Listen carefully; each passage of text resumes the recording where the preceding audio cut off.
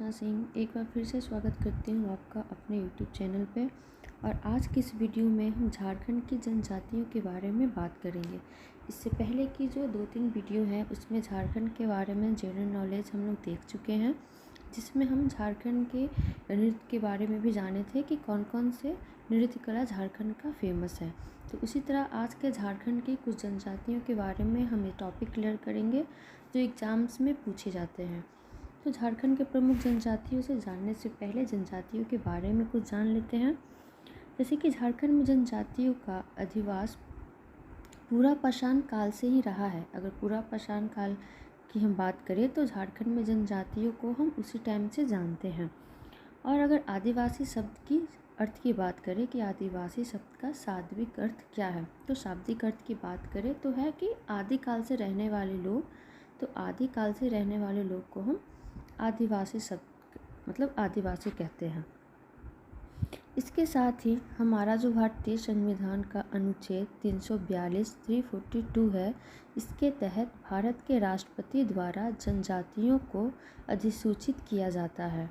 तो अगर पूछे कि कौन सा अनुच्छेद, तो अनुच्छेद है 342 342 अनुच्छेद है जो राष्ट्रपति द्वारा जनजातियों को अधिसूचित किया गया है। इसके साथ ही झारखंड राज्य की अगर कुल जनजातियों की बात करें तो कुल 32 जनजातियां निवास करती है, जिसमें से अगर जनसंख्या की बात करें कि सबसे अधिक जनसंख्या वाली जनजातियां हैं तो वह है संथाल, उराव, मुंडा और हो जनजाति। इसके साथ ही जो 24 जनजातियां हैं 24 जनजातियां हैं उनको प्रमुख श्रेणी में आते हैं, और शेष जो 8 जनजातियां हैं उनको आदिम जनजाति की श्रेणी में रखा गया है। और ये 8 हैं बिरहोर, कोरबा, असुर, पहरिया, माल पहरिया, सोरैया पहाड़िया, विरजिया तथा सवीर जनजाति। तो ये जो 8 जनजाति हैं इनको आदिम जनजाति की श्रेणी में रखा गया है। तो यहाँ से भी क्वेश्चंस आपके बन सकते हैं। आपको इसकी अगर पीडीएफ चाहिए तो आप टेलीग्राम चैनल पे हमें फॉलो कर सकते हैं, वहाँ आपको सारी पीडीएफ अवेलेबल हो जाएंगी। तो चलिए आगे बढ़ते हैं, आदिम जनजाति के बारे में बात करते हैं। तो आदिम जनजातियों की अर्थव्यवस्था कृषि पूर्वकालीन है, वो पहले से ही कृषि व्यवस्था करते हैं, उनकी अर्थव्यवस्था कृषि है तथा इनका जीवन यापन आखेट, शिकार और झूम कृषि पर होती है। आखेट मतलब शिकार करना, उनको हंटिंग करना, तो आखेट शिकार और झूम कृषि पर आधारित होती है।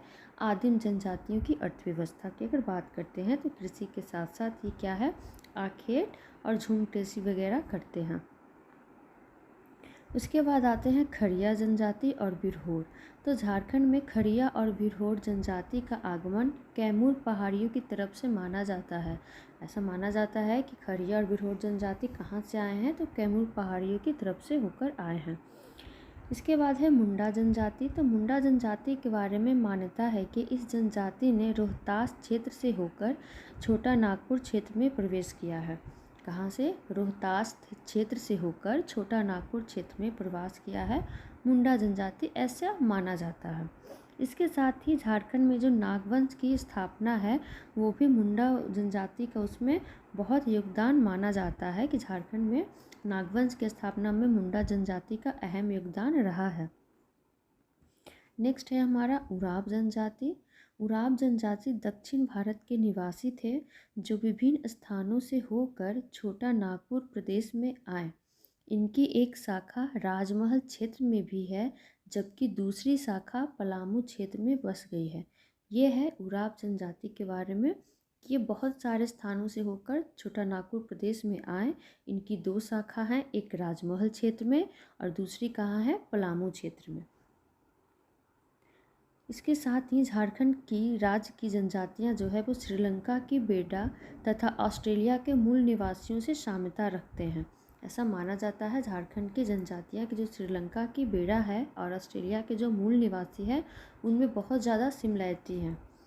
इसके साथ ही जनजातियों के बारे में कुछ और भी बातें हैं जानने को, जैसे झारखंड के आदिवासी प्रोटो ऑस्ट्रोलॉइड प्रजाति से संबंध रखते हैं। जो जॉर्ज ग्रियर्सन है, भाषा वैज्ञानिक कहा जाता है इनको, उनका मानना है कि झारखंड क्षेत्र की जनजातियों को ऑस्ट्रिक एवं द्रविड़ 2 समूहों में विभाजित किया गया है, और यह विभाजित किए हैं जॉर्ज ग्रियर्सन ने। कौन से दो समूह में? ऑस्ट्रिक एवं द्रविड़, इन दो समूहों में उन्होंने झारखंड क्षेत्र की जनजातियों को विभाजित किया है। भाषा के आधार पर, क्योंकि भाषाई विविधता के कारण भाषा में इतने ज़्यादा डिफरेंसेस हैं, अंतर है, उनके आधार पर उराव जनजाति का संबंध कुरुक भाषा से है, जबकि माल पहाड़िया एवं सोरैया पहाड़िया जनजाति मालतो भाषा से संबंधित है। मालतो भाषा द्रविड़ समूह की भाषा है, तो उससे संबंधित है कौन? माल पहाड़िया एवं सोरैया पहाड़िया जो जनजाति है वो मालतो भाषा से संबंधित है। शेष जो जनजातियां हैं उनका संबंध ऑस्ट्रिक भाषा के समूह से है, ऐसा कहा जाता है। इसके साथ ही अगर बात करें 2011 की जो जनगणना हुई थी, तो उसके अनुसार झारखंड में जनजातियों की अगर कुल संख्या की बात करें तो कितना है? 26.2%, 26.2% है 2011 की जनगणना के अनुसार। इसके साथ ही झारखंड की कुल जनजाति अगर आबादी की लगभग बात करें तो 91% ग्रामीण क्षेत्र में है तथा 9% शहरी क्षेत्र में निवास करते हैं। झारखंड की कुल जनजाति की आबादी की बात हो रही है। इसके साथ झारखंड की जनजातियों का समाज पितृसत्तात्मक है, मतलब पुरुष प्रधान देश है। झारखंड की जनजाति पुरुष प्रधान है। इसके साथ ही यहाँ की जो जनजातियाँ होती हैं उनमें विभिन्न गोत्र पाए जाते हैं, जैसे कुछ गोत्र को किली, गुंदा, पारी आदि नामों से भी जाना जाता है। ये उनके गोत्र होते हैं और हर गोत्र का ना एक प्रतीक चिन्ह भी होता है जिससे टोटम कहा जाता है। जनजातियों के प्रत्येक गोत्र का एक प्रतीक या गोत्र चिन्ह होता है जिससे टोटम कहा जाता है, और प्रत्येक जो गोत्र से का जो प्रतीक होता है उसमें प्राणी, वृक्ष या पदार्थ, ये सारा चिन्ह होता है। या तो किसी प्राणी का होता है, वृक्ष या किसी पदार्थ का होता है, और जो भी वो चिन्ह होता है गोत्र का, उसको हानि पहुंचाना या उसका सामाजिक नियमों द्वारा प्रयोग करना वो वर्जित होता है कि हम उसे हानि नहीं पहुंचा सकते हैं। इसके साथ गोत्र की जो व्यवस्था है वो पहाड़िया जितनी भी जनजाति हैं, 3 पहाड़िया जनजाति देखें, उनमें गोत्र की व्यवस्था नहीं पाई जाती है। अब अगर जनजातियों में विवाह संबंधित बात करें तो झारखंड की जो जनजातियां हैं उनमें सामान्यतः बाल विवाह की प्रथा नहीं पाई जाती है, लेकिन इसके साथ ही और भी बहुत तरीके से विवाह प्रचलित है, वो हम बात करते हैं। तो वो झारखंड की जनजातियों में अगर प्रचलित प्रमुख विवाह की बात करें तो उनमें है, सबसे पहला हमारा है क्रय विवाह। अब क्रय विवाह किस किस जनजाति में प्रचलित है? तो संथाल, उराव, हो, खड़िया, विरहोर, गवर, ये जो जनजातियां हैं इनमें क्रय विवाह प्रचलित है। इसके साथ एक और विवाह है सेवा विवाह, जो कि संथाल, उराव, मुंडा, विरहोर, गवर और भूमिज, इनमें सेवा विवाह प्रचलित है। मतलब ऐसा नहीं है कि सिर्फ एक ही विवाह है। अगर बात करें क्रय विवाह और सेवा विवाह का तो संथाल में भी है, उराव में भी है और विरहोर में भी है। तो सारे विवाह प्रचलित है जो झारखंड की जनजातियों में पाए जाते हैं। तो पहला है क्रय विवाह, दूसरा है सेवा विवाह।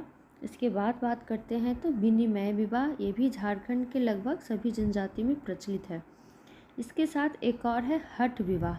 ये 4 जनजातियां हैं, संथाल, हो, मुंडा, विरहोर, ये जो 4 जनजातियां हैं इनमें हठ विवाह भी देखने को मिलता है।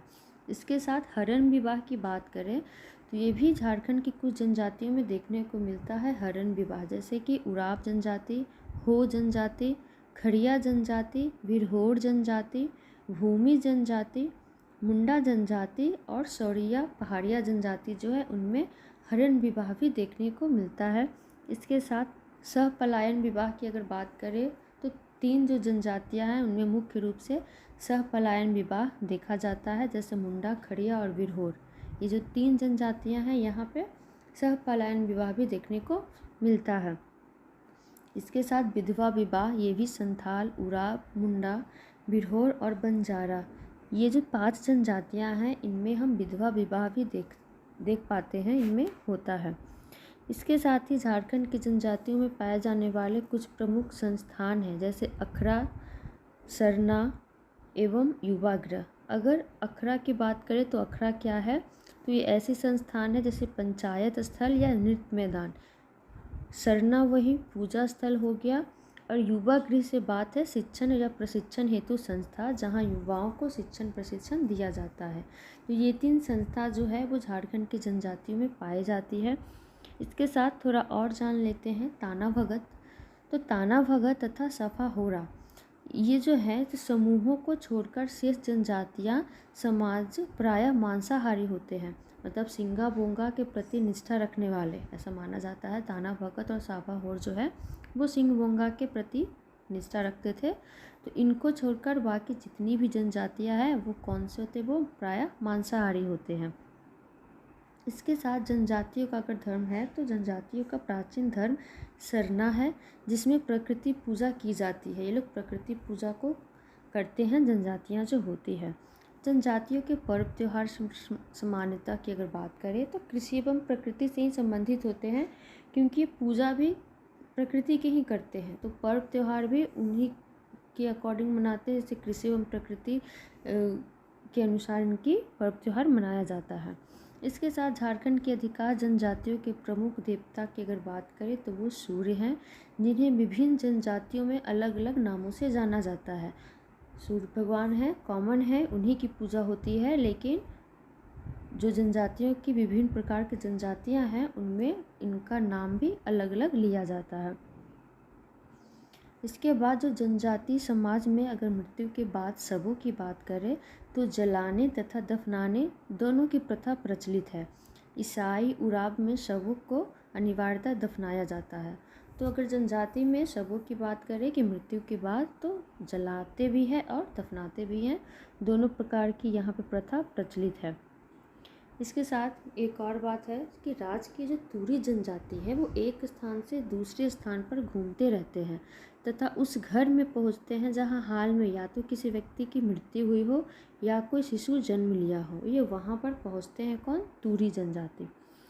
इसके साथ जनजातियों का यहीं पे हम वीडियो को ख़त्म करते हैं। अगर आपको वीडियो अच्छा लगा होगा तो एक बार लाइक ज़रूर कीजिएगा, शेयर भी कर दें, और अभी तक अगर वीडियो को हमारे चैनल को सब्सक्राइब नहीं किया है तो एक बार सब्सक्राइब कर दें।